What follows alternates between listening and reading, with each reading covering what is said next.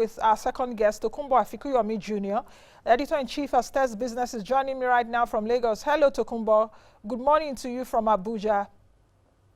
Morning, Nancy. Hi from Lagos. Yes, how is Lagos today? Speak to me about... Lagos is fairly quiet. Of course, the actual curfew time doesn't start till 11 p.m. today, but it is quiet this morning. Streets are looking empty, apart from a few shopping outlets that have quite a crowd of people trying to buy food before the lockdown starts tomorrow. You know what, Tokunbo, in my earlier analysis, when I was chatting with my colleague Amechi Anakwe earlier, I did also tell him that we're seeing an economic contagion spreading as fast as this disease, or as fast as the disease or the virus itself.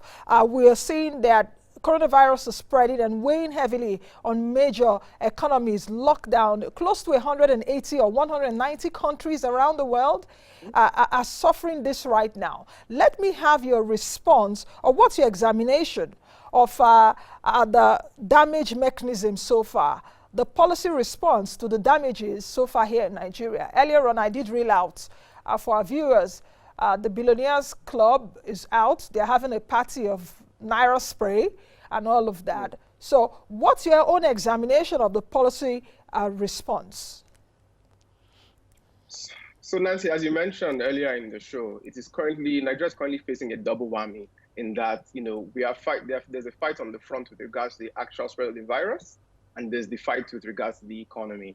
And what's happening in the economy is important to think of it in three main ways. You have, first of all, the lack of funding that the health sector currently has, and then you have businesses who are currently struggling to pay workers when we do have the shutdown. This is happening globally. And then you have the people themselves who, in an event of a lockdown, will begin to struggle to feed themselves. If you think about it now, you and I are currently talking because we're able to work from home, whereas for a lot of Nigerians, that's not possible. 65% of the economy is informal, and so there are many Nigerians who will not be able to carry on working. So with regards to the response from the government so far, the CBN has come out quite heavy with regards to pumping a lot of liquidity into the system so that businesses will still be able to borrow. So that on that front, things are at least more promising there. Where there's still a lack of vim from the government is with regards to the two remaining fronts. So one, spending on healthcare, and the second with actually getting money to individuals so that they can survive this lockdown. The issue is that Nigeria currently does not have the financial capability to do as much as it should. You talked about the oil prices currently at $23. That's putting a large strain on Nigeria's fiscal ability.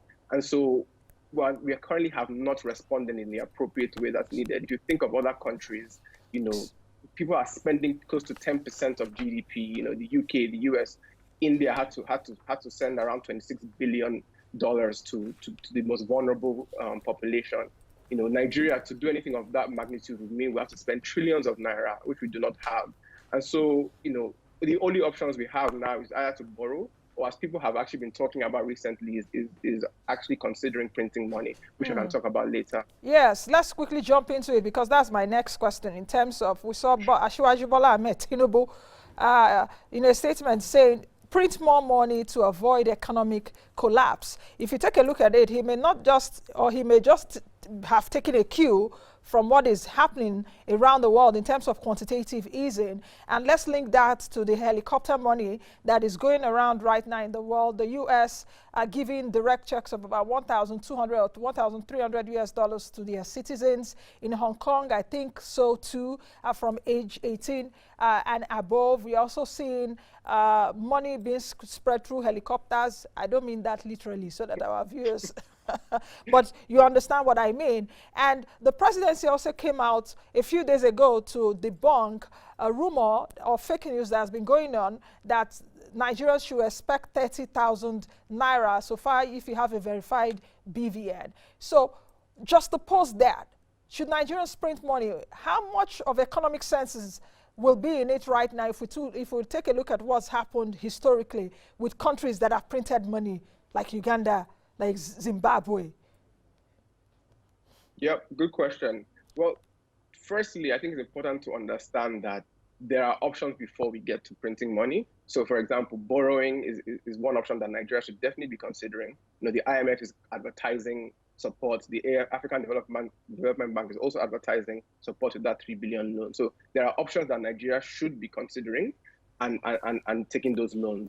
It's possible to get through the crisis with loaning money. In Lagos, they have announced the provision of food to 200,000 households with an average of 6 people per household. So 1 million people should be getting food direct support. So there's ways to do it via other means. With regards to printing money, right? So as we have seen, some countries have done that abroad. What they do have that Nigeria doesn't is the ability to borrow cheaply. People in the US will always be able to get money cheaply from investors. Nigeria is not currently in that situation. And so borrowing money could become very difficult for us.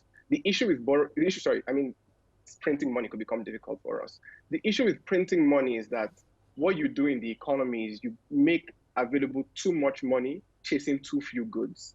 Consider an example where everybody is given, 1 billion naira. The price of bread will no longer be 1 billion naira because companies will be able to increase the price given that so many people are chasing all these goods. So if we do think about printing money, we need to make sure that the money is focused, one, on the most vulnerable, and two, in boosting the supply of goods and services in the economy so that inflation does not come about as a result. Yes, because we saw that example in Zimbabwe, suffering hyperinflation, that you see a loaf of bread is going for like 10 million Zimbabwean dollars, or one apple going for 30 million Zimbabwean dollars. And Zimbabwe hasn't even recovered fully from that economic crisis of, I think, 2007, 2008. They're still suffering it till now. Now, let's go back to the monies that have been donated and monies that have come out from the federal government in the last few days. The billionaires opened their checkbooks. They've been donating billions. What is the essence of tracking it? Who does the tracking? How much are we spending? 5 billion, additional 5 billion to NCDC. What is NCDC planning to do with those funds? 10 billion to Lagos. We see what Lagos State Governor is doing, Jido Sanwo-Olu, in terms of opening food markets and giving the less vulnerable some kind of support in Lagos. How should we track these funds? Yes, a very good question you raise. As we know throughout Nigerian history, even in the deepest of crisis, it hasn't still stopped some individuals siphoning money away. You remember what happened with Boko Haram and the millions or the billions of dollars actually that was siphoned away from defense. So, for Nigeria, even in deep situations like this, there is still room and opportunity for people to siphon money out. So we need to make sure that there are proper checks and balances that are ensuring that money is going to the right places. Now, we need transparency to come from both the federal government and Lagos State so that we are ensuring that there's proper disbursement of these monies. It's not enough to take pictures and post on Twitter. We need to make sure that we're seeing exactly where the money is being spent, because we need a lot of money, and now is not the time to, lose any naira anywhere, to be very honest. With regards to, to give you context for how much, money we're needing right now. I mentioned India spending $26 billion, giving that in terms of food and even gas for cooking for a lot of its poorest individuals. In Nigeria, we have currently spent, Buhari allocated 10 billion to Lagos State. 10 billion is $27 million, which is nothing in comparison to the billions and trillions we're seeing elsewhere.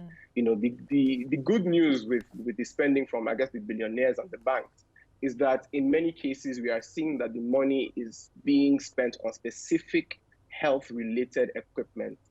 We saw what happened with GTB over the weekend with the isolation center built in Lagos. UBA has listed a list of things that they're specifically going to use the funds for.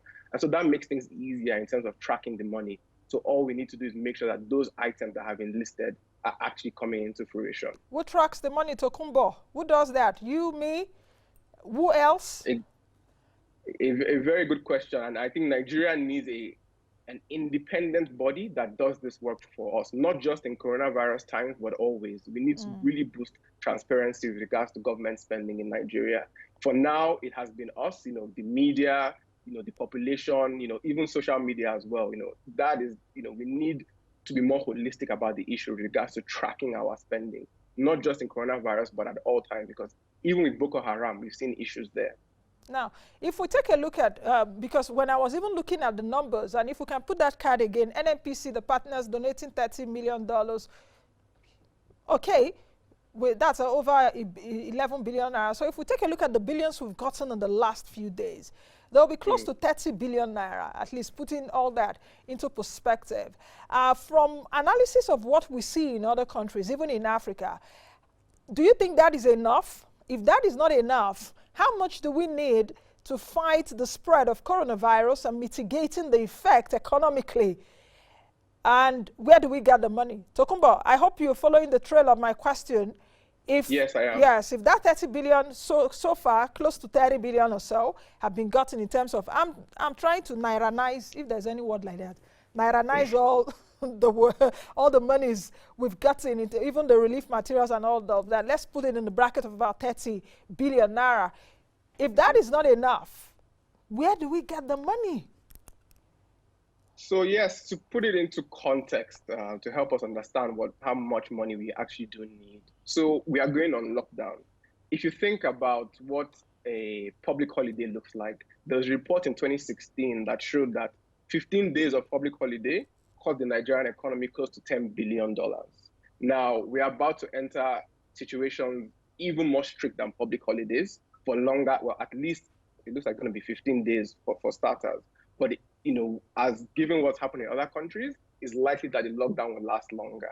So that's just some context. So the 30 billion is not going to be enough because every single individual right now is not going to be able to earn the same capacity as they would without the crisis. There are, if you're putting into context what's happening abroad, as we mentioned, trillions of dollars being spent at the moment. The UK is backing 80% of all salaries being paid, so that nobody is fired. And the thing we need to remember is that we cannot afford to lose jobs right now. 30% of Nigerians back in 2019 reported that they have food shortage issues already. In a situation where we make things even tighter, that number is only going to get higher. And so there is a huge demand for feeding a lot of our Nigerians right now. And so 30 billion, unfortunately, is not going to cut it.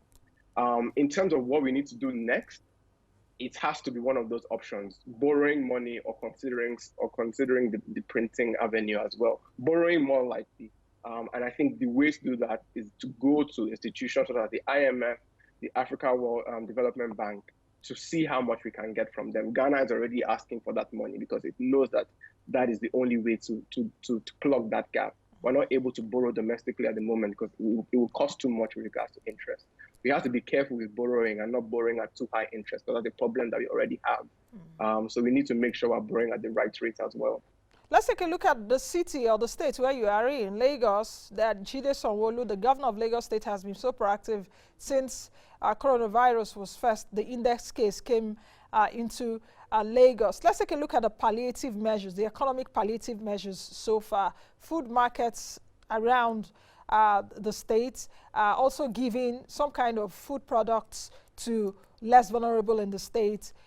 Speak to me about that. Is there any other, is there any other thing that Lagos can do, supposedly, because Lagos gets more money from IGR than any other state? You know what I mean? So Lagos can, to an extent, be self-sustaining than any other state, apart from the 10 billion that was given to Lagos from the federal government. Yes, as you mentioned, Lagos is one of the highest generating states, or the highest generating state. But it seems that we might not be as a state liquid as we suspected. I don't know if you remember the explosion that happened a couple of weeks ago. The Lagos state government had to raise, 2 billion via a GoFundMe account. And so, that gives an indication of how tight money currently could be. And then also you think about the shutdown for the economy in Lagos state. That means that, businesses, less revenue, less profits, which means less taxes as well. So when the Lagos state government looks at its current portfolio in terms of revenue, things are looking tight. The food banks and those types of initiatives are very good ideas and exactly what the state currently needs. The government just needs to make sure that it's providing that at a rate, at a level that's appropriate, because Lagos has 20 million people, and a huge portion of those people are currently people who feed themselves based on the income they earn that day. If you think of a gala seller, there's no working from home. If there's no traffic, there's no income. So there are many individuals, we talked about the 40 million plus micro SMEs in Nigeria. A huge chunk of that is in Lagos State City. So, we need enough funds to cover that. But apart from the food banks, though, another place where money is really needed is with businesses themselves. We need to make sure that businesses have enough to keep their staff. We cannot go through the experience of high unemployment right now because it's already at a very high rate. America and the UK have already shown how unemployment is going to skyrocket during these times. And so Lagos must also make sure that as we're feeding the poor on one end, money also needs to go to businesses to make sure they can keep employees. How likely is a recession for Nigeria right now? Some have even predicted a depression. How likely do you see a recession this year, or we'll try as much as possible to take cover, like they say? Would the economy take a bit of cover and avoid recession, or do you think there will be a recession or perhaps a likely depression? I think a recession is very likely. The recession is very likely because the economy has been hit on different ends. The oil prices affecting, the ability of manufacturing sector to import is a very, very big issue. That was what mostly led to the recession last time. When oil prices dropped, dollar scarcity happened, people could not import to produce, and we had the recession. Now we have the exact same situation, but then you add on top of that the lockdowns that the country is currently facing. So it's almost like you said, a double whammy compared to what happened in 2016. And so recession is very likely.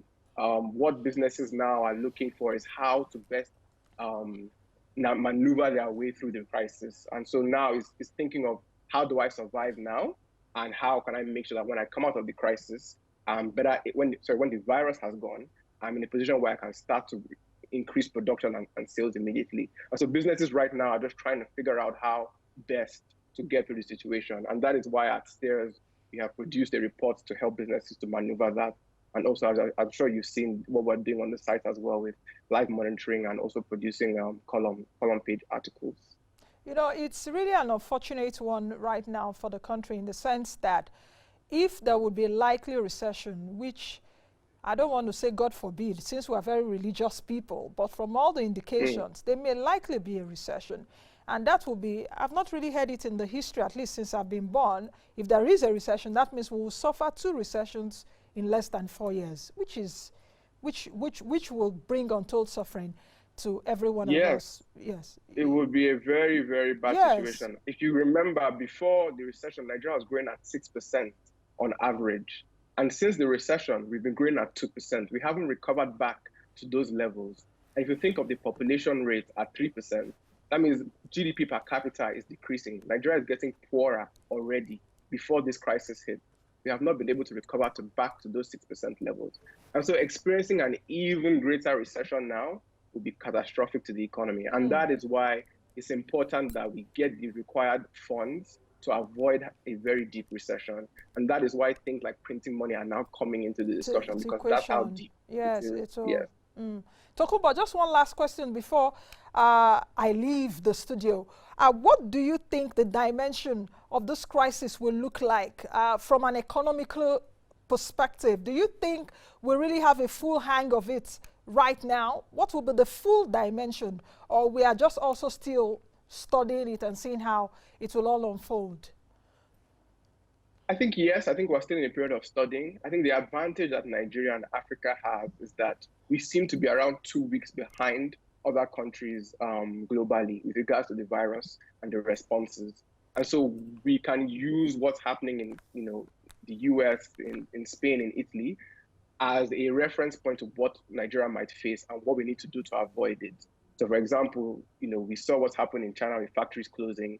We see what's happening in America with unemployment rising. So we can use that to kind of forecast what might happen in Nigeria if we do not respond. I think we're still in the learning stage of things, and it will take a few more weeks for us to properly understand how deep this crisis currently is. No, I know I have said one final question, but I know I have to leave the studio by 12 and hand over to my colleague in the news studio.